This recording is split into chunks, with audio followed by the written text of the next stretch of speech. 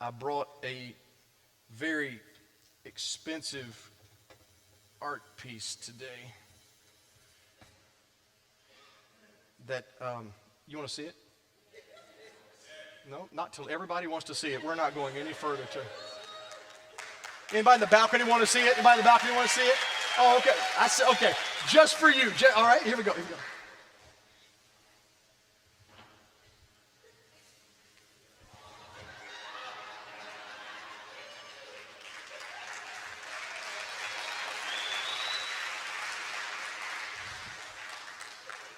That's the best Vanna White I've got right there. That's it. Okay, some of y'all can't see it. I know.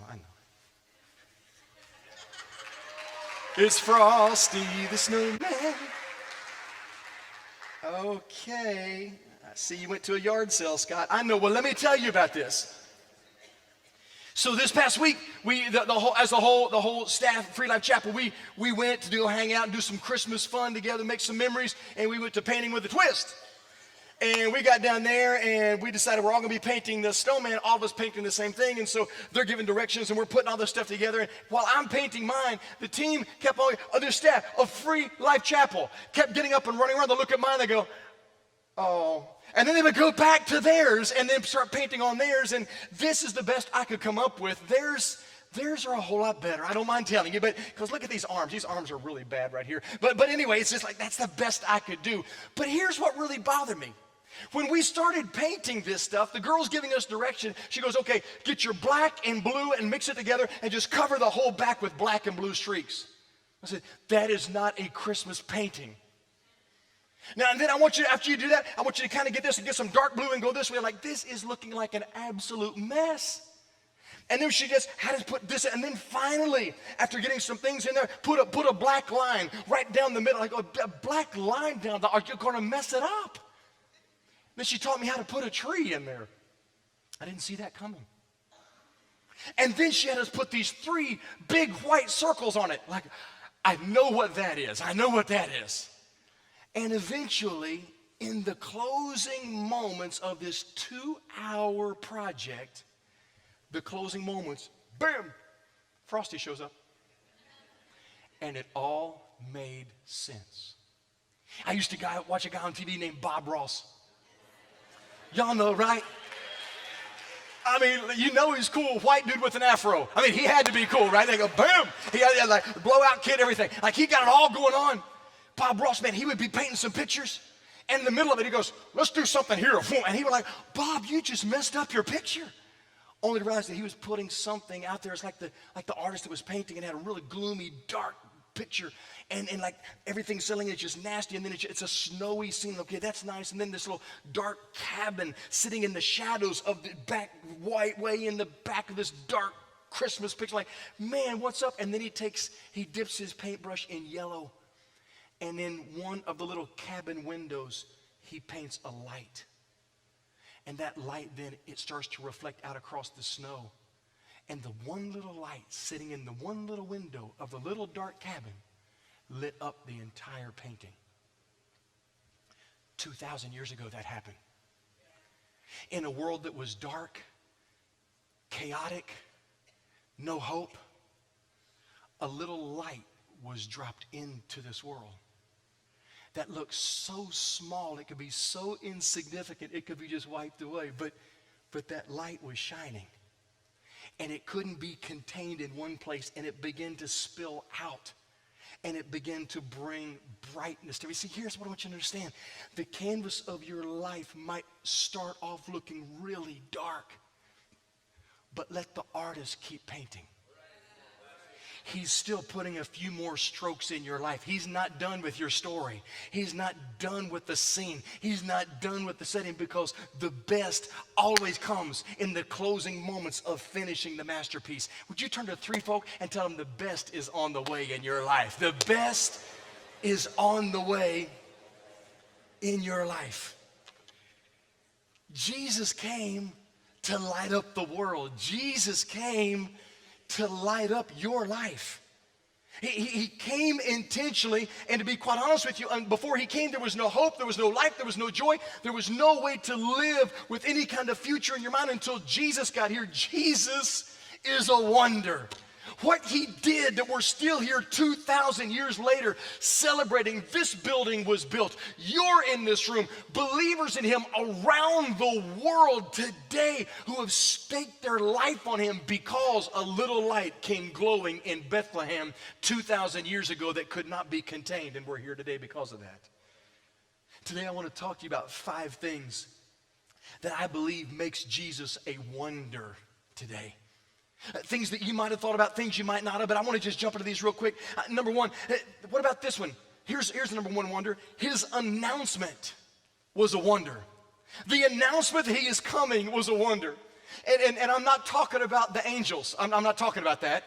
You got to go back earlier in the Bible. And I'm not talking about when Ezekiel and Isaiah prophesied about him. You got to go back earlier than that. Not when David wrote in the Psalms. You got to go back earlier than that. I need you to go all the way back to the book of Genesis with me. Genesis chapter 3 verse 15 is the first declaration of good news is on the way. Look at what the word says. And I will put enmity between you and the woman, and between your offspring and hers. He will crush your head, you will strike his heel. Let me put it into context. Adam and Eve had just royally screwed up. God said, eat from every tree except from that one. What did they do? They did what you and I would have done. They went and ate from the wrong tree. They pulled the apple, they bit it, they're going, darn, this is good. And all of a sudden, while they're still chewing on the apple, God comes down in the garden and he makes a declaration. He looks at the serpent, the snake, that evil that had twisted and connived and lured them into disobeying God's plan. And he said, I got news for you. I'm going to put enmity. I'm going to put hostility, warfare. There's going to be a fight between you, evil, and the woman. What comes out of her, her offspring, and your offspring are going to be in a clash for the rest of time. Has anyone ever noticed that you got a clash in your mind every day of your life? Things you want to do, things you should never do. Oh, just look at me. You're looking way too Christian right now. You need to come on, just get real with it right now. Now, we make some crazy decisions. It's that yes, no. We got devil here, we got angel here. Which one am I going to do? I don't know. That's looking good. It's amazing how we've got this battle. Watch this. Here's what God said. There's going to be a clash between what comes out of evil and what comes out of the woman. And he said this. What comes out of the woman is going to crush the head of the enemy. What comes out of evil will only bruise the heel of the woman's offspring.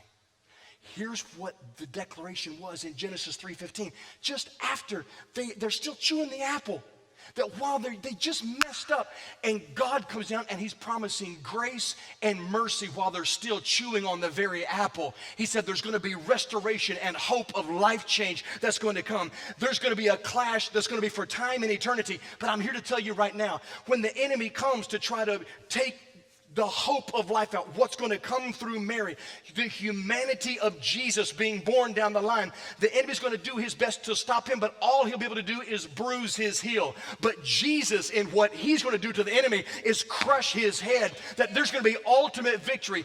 The only thing the enemy, hell, evil can do against Jesus is give him a flesh wound. But the thing that Jesus will do for time and eternity over the enemy of your life and my life is crush his head. And here's the amazing news. The word seed that's used there in Genesis 3:15, it literally means a person or a people. In other words, it's not just talking about Jesus who will be bruised but will ultimately win, but it means you and I also, that we'll go through our things, but we will come out stronger on the other side. We have victory in our life. The announcement of Jesus started in Genesis chapter 3 verse 15. That's amazing to me.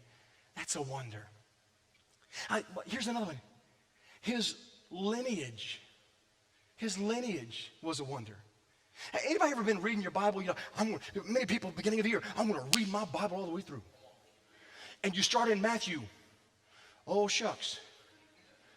So-and-so begat so-and-so, who begat so-and-so, who begat so-and-so. Does anybody like me, you've skipped those chapters? Just be honest, you're in church. You skipped right over that. I ain't reading that. Those are crazy names anyhow. Who would name their child that?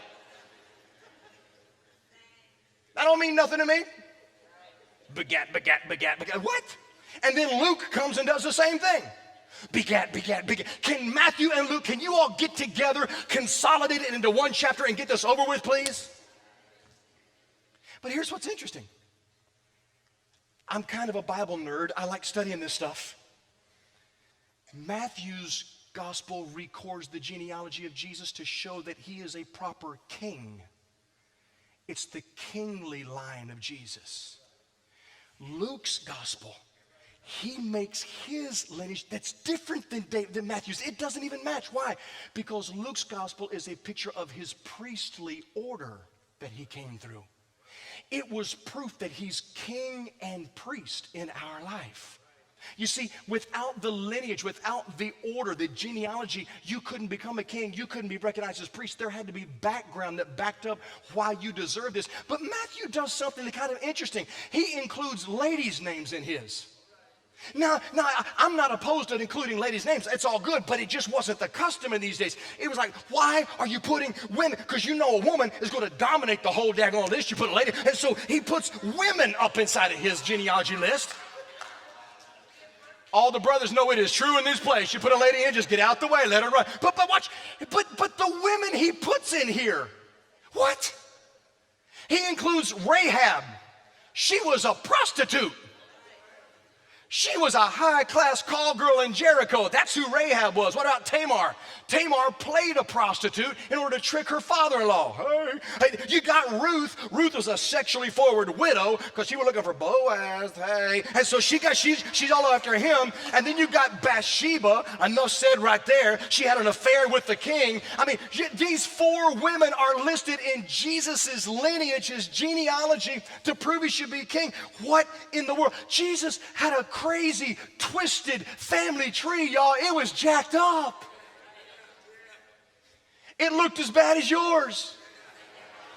How many of y'all got some knots in your family tree? You got some twists. You got a branch that don't grow right? I mean, it's like, what in the world? Got bark falling off on this side. That tree ain't got no leaves on that limb right there. That's a crazy, I don't know where that limb came from. He got grafted in. He don't even belong here.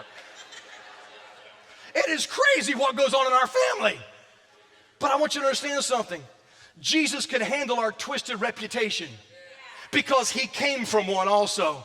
He's not afraid of your past. He's not afraid of where you've been. I mean, Jesus' family, they put the funk in dysfunction. You hear me? It was a messed up mess. But Jesus said, if I can come out of all of that and do this, my hand on your life can bring you out of stuff that nobody would even believe and do amazing things in your life too. He's a wonder.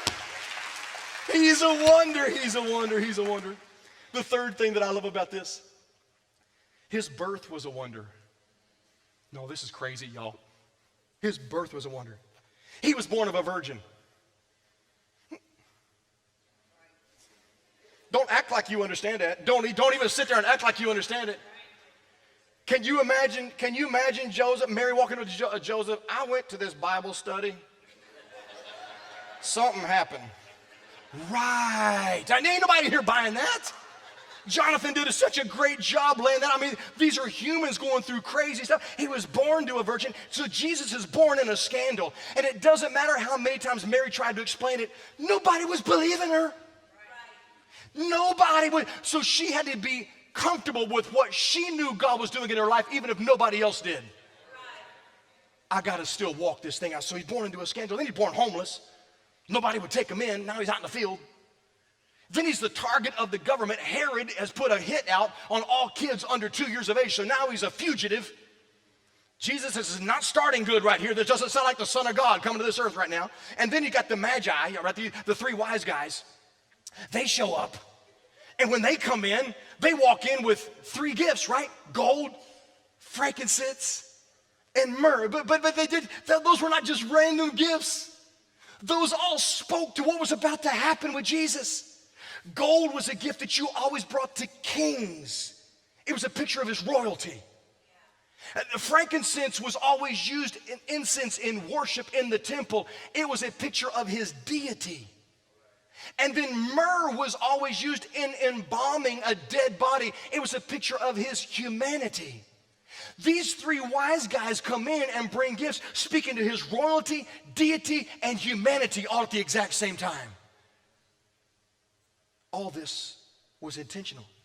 But here's what gets me about his birth. The prophets and the guys who spoke about him hundreds of years before he ever got here. 700 years before he gets here, they're declaring he's going to be born of a virgin. What the? It's so amazing. There's this professor, his name is Professor Stoner. Great name, right? Professor Stoner. He and his 600 students, it was a math class. They put this together and they worked all the calculations. What are the odds of 8 prophecies coming to pass about one man? The 8 Old Testament prophecies coming together about one man, and here was their calculation. The odds were 1 in 100 quadrillion. That 8, look, no, come here with me. Hundreds, thousands, millions, billions, trillions, quadrillions. That's also the national deficit. But I'm just saying, that's what it looks like, that right there. 1 in 100 quadrillion were the odds of 8 of those prophecies coming to pass. Now, let me help you wrap your head around it, because Lee Strobel was an atheist turned Christian. Here said, you need to understand the magnitude of this. If you took the landmass of the entire world and you covered it with 1.5 inch square tiles, little white square tiles, cover all the landmass, all 7 continents, cover it. And then we give you a lifetime to go walk every continent. But when you reach the point that you want to, you get to bend down one time and pick up one tile looking for a red back on it. Only 1 out of the world is covered in red, and you've got one shot at picking up the right tile. That is the reality of being able to choose 1 in 100 quadrillion, that 8 prophecies would come to pass about one man. Ladies and gentlemen, here's the amazing thing. It wasn't 8. It was over 430 prophecies he fulfilled in his lifetime. In other words, this is beyond, in other words, Jesus fulfilling who he was based on the prophecies about him was 50 times greater than 100 quadrillion. I'm just here to tell you, he's a wonder. He is who he said he was. He did what he said he was going to do. He is the child, the baby, the one that was born from heaven. He is the Son of God. Ladies and gentlemen, you can't deny the evidence. It is what it is. Just deal with it. He's a wonder. No, here's the 4th one. I love this one. His purpose was a wonder. This one right here, this gets me. He lived 33 years on this earth. And in those years, he embraced people that were ostracized by everybody else. He loved the unlovable. He embraced the rejected. He forgave people that the religious elite pushed away and marked as never lovable again. He lived 33 years and delivered love and hope to humanity. He has affected this world with 33 years of his life. We're still here today because of that. And he defeated sin on the cross. You don't understand. We can't be good enough to get guilt off of our life. You can't get a job with enough promotion or money to remove shame off your life. It'll never happen. Only Jesus can remove heaviness and pain and guilt and fear. Only he can remove the penalty of sin. He did that at the cross. Then he defeated death at the grave. Okay, a lot of guys had died with big claims, but nobody ever got back up again.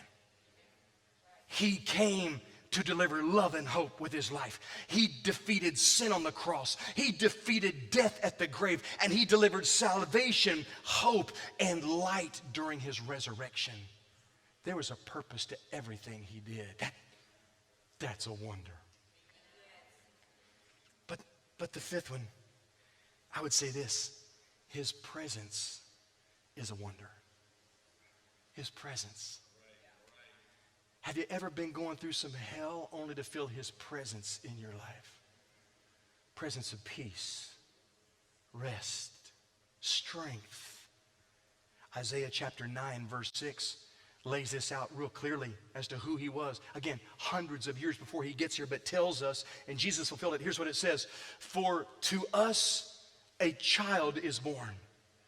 To us a son is given. Stop right there. That's not the same thing stated in two ways. Those are two different statements. To us a child is born. A child is born. Genesis 3:15, through the seed of a woman, a child would come to defeat the enemy. You see, a child was born, that's his humanity.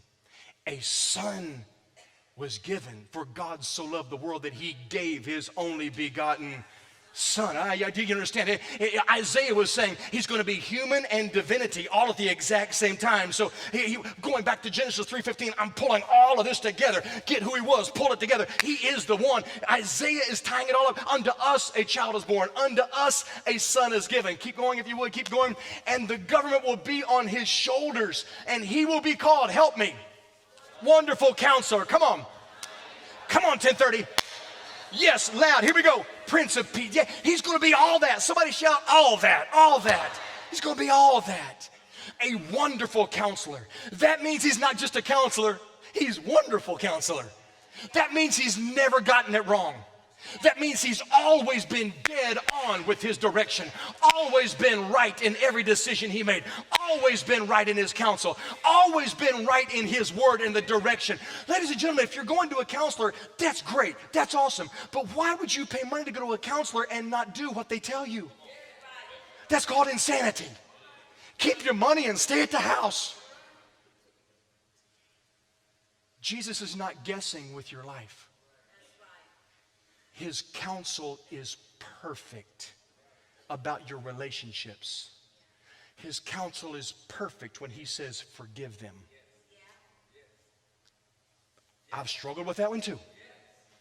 His counsel is perfect in raising children. His counsel is perfect on how to run business and operate with integrity. His counsel is perfect on how to hold your tongue. I'm trying.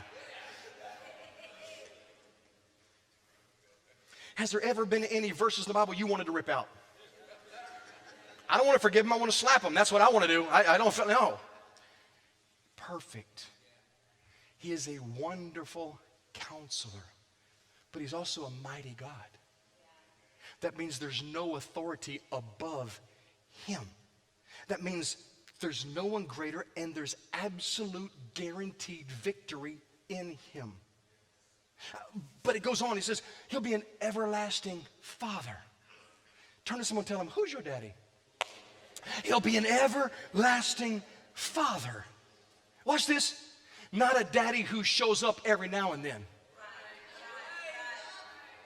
Not a man who wants to claim you when it looks good for him, but then disappears when it's not convenient. Not in and out, absent, back and forth, maybe not, really kick it. No, not that. Not that. Get that picture off of him. He will be an everlasting, going nowhere, got your back, in it with you from start to finish. We going hard. That means he is present in every situation. It doesn't matter how bad things get, you can't shake him. He will get in your reputation with you and walk it out. That means he's going to be a provider in your life. Your daddy is going to provide. He's going to be by you. He knows what you need when you need it. He's better than FedEx. He knows when it absolutely positively got to be there overnight. He will get it to you. That means he's going to be a protector. Your daddy is a protector. Your daddy is watching out for you, and he's guiding and leading your life.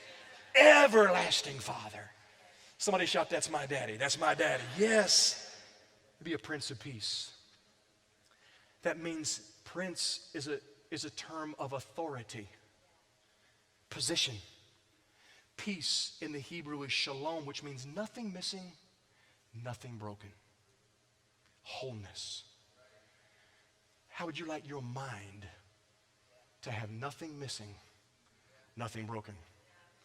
No, we're praying for that for you. You need all the pieces back, right? I mean, how many like that for your marriage? Like nothing missing, Nothing broken. In my home, with my kids, nothing missing. Peace and direction for my future, nothing missing. Nothing but resources, nothing missing. Nothing broken. This is who Isaiah says that Jesus is going to be as he leads our life. I'm trying to tell you, Jesus is a wonder. I'm just trying to, his announcement was a wonder. His lineage was a wonder. His birth was a wonder. His purpose was a wonder. His presence was a wonder. He is a wonder. And that Jesus is wonderful. Let me just go ahead and just put it that way. You can't even describe him. And Jesus lives in me. And since he is a wonder and he lives in me, that means I'm wonderful. You get it? Yeah. And if Jesus is alive in you, then you are wonderful. You're just full of it. Tell somebody you're full of it. You're full of it. You're wonderful. Yeah, yes, you are. That's who he is. That's what he did. Psalm 139 verse 14 explains this. I praise you because I am fearfully and wonderfully made. Your works are wonderful. I know that full well. Watch this, watch this, watch this, watch this. Wonderfully made is the label that God placed on your life. I don't act wonderful all the time, Cindy. I do not act wonderful all the time. You don't either. I've been around when you didn't know. I saw you at the mall. We don't live wonderful, but we've been made by one who is wonderful. So the label on your life was wonderfully made, and that's really important because you have to understand that means wonderful is his standard of living for your life. That's why Jesus came to do all of this. So if the Bible is specific and accurate enough to give more than 400 prophecies about Jesus before he gets here, that is 50 times greater than 100 quadrillion, down to the details, timing, the city, everything to take place, then don't you know he probably knows what he's doing with your life as well? He's got the details in place. He knows what he's doing. He's arranging and rearranging. He's got you, boo. Everything is going to be all right because he's a wonder. That's why you're going to be fine. You're going to be good because he's amazing at everything he does. In fact, I'm not just confident about my life, I'm excited about my life. No, yeah. 2018 might have sucketh. And 2019 could have been a rough one. But you don't know what he's going to put on the canvas in 2020. He just ain't done with the picture yet. He's still dropping some paint. He's still splattering some things here and there. He's still working this thing for your good. Reminds me of a story, closing with this. Reminds me of a story of a man and his wife had a son. A few years later, the mother passed away. The father and the son were growing, and the son was growing, and they were growing closer and closer. They had each other, and they were like best friends, man. Their hearts were knit together, and they were just, it was father and son. And the dad had been really connected to and involved with art pieces around the world. Picasso, Da Vinci, Scott Thomas, they had been really, they were connected to art pieces, and the dad had been into it, and he had purchased some pieces, but he then began to take his son with him, traveling the world, looking at different pieces, and then he listened to his dad as the dad would negotiate to buy a certain piece, and eventually his son grew in his ability to know, and he worked it out to where the son began to negotiate buying pieces, and now the home is filled with art pieces, Van Gogh, all over the place. It was like a museum, and the dad was so proud because he watched his son growing and he saw him travel the world dealing with these different pieces. The day came when there was a military need, a draft in the country, and they asked the son to come and serve, and the son was like, okay, I can do this, Dad, I'm going to go serve. I'll be back. It's you and me. We're going to continue this. We're going to build this museum. It's going to be amazing. And tearfully, the dad said goodbye to the son as they parted, as he went to go serve in the military. A few months later, the dad got a knock on the door, and he walked there, and there was a military man standing at the door. And he informed the father that his son, in the process of trying to rescue a man that was shot, was in fact himself shot and killed. The man he was rescuing was rescued and was fine, but he lost his life rescuing somebody else. The dad was distraught, losing it. And the man standing there was waiting for the father to compose himself, and he picked up a package that he had. He said, "Sir, your son was my best friend. We served together. I knew your son very well." He said, I know his love and your love for art, and I'm not much of an artist, but I did the best I could. I want to give you this." And the father, with tears flowing down his face, opened the package, and it was a painting of his son. It was a very amateur picture. But as the father looked at it, he saw something in his son's eyes painted there that it was obvious that this man knew his son, because he just nailed it with the eyes, the compassion. The father was so grateful and so overwhelmed, he literally removed a Van Gogh and put it right above the fireplace.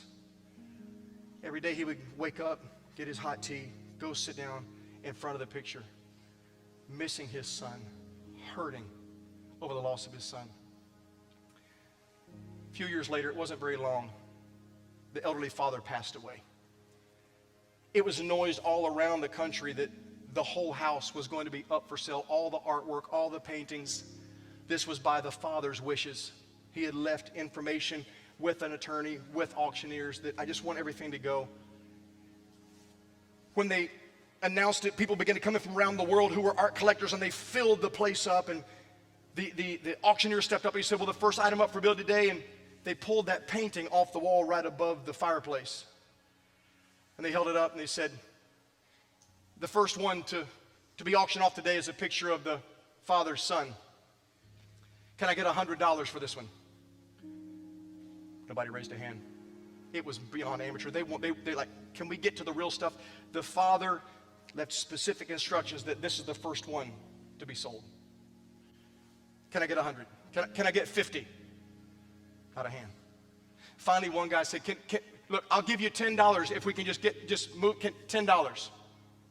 I knew the son, I knew the man, they were great, and so in his honor, $10, I'll give you $10 for the painting." The auctioneer said, "Going once, going twice," dropped the gavel, bam. So, ladies and gentlemen, sold to the man for $10, a picture of the son. He said, "I would like to announce that the auction is now closed for the day." The people in the audience went crazy. What do you mean, closed for the day? We've come from around the world. There's hundreds of us here to look at these paintings. And the auctioneer said, "I've received specific instructions that the father said, whoever takes the son gets it all." Would you stand to your feet?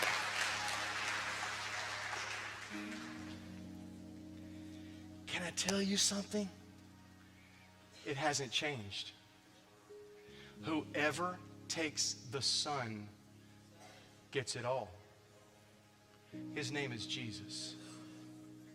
When you take the son, you get joy and healing and peace and hope and life.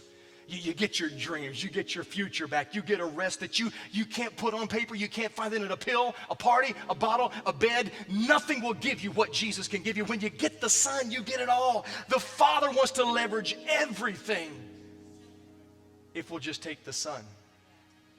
Today I want us to pray, and I don't know where you are and what you need and where your walk is with Christ, but I can tell you today, it's not about how good you can be, it's about how good he's already been to us. And we're just going to say, "Come into my heart, forgive me, change me. I accept the son today. I want this free life that you've given." Can we pray this together? Jesus, thank you for coming to this earth and giving your life to us, wrapping yourself in humanity. The King of Kings, the Lord of Lords, wrapped in flesh as a child, growing up here on this earth so we can handle you, we can hear you speak, learn from you. But now, as you've given your life, when we place our trust and our faith in you, you're the game changer. Our past is wiped away, our guilt is gone forever, and we stand free and clear in you with every promise that the Father has given. If we just accept you, we get it all. Today, in this room, we open our hearts up and we ask you to step inside and rearrange us. Forgive us for trying to get things outside of you, for trying to go around you to get other things. You are the only source to happiness and life and peace and strength and joy. And today, Christmas Sunday 2019, today, we declare that we need you in our lives. Forgive me Come in, take control, be the wonderful counselor, mighty God, everlasting Father, Prince of Peace inside of me, that I can live the life that you've called me to live. I know I'm going to mess up. I know I'm going to have some failures, but it's your grace that keeps me when I can't keep myself. It's your love that holds me when I can't hold myself. And I say thank you for the gift of Jesus today. We honor you, Father. Thank you for sending your son, Jesus. Thank you for coming. We receive you today so that we can have it all. We honor you in this place. In Jesus' name, amen, amen, amen. If you receive that today, celebrate Jesus with me. Come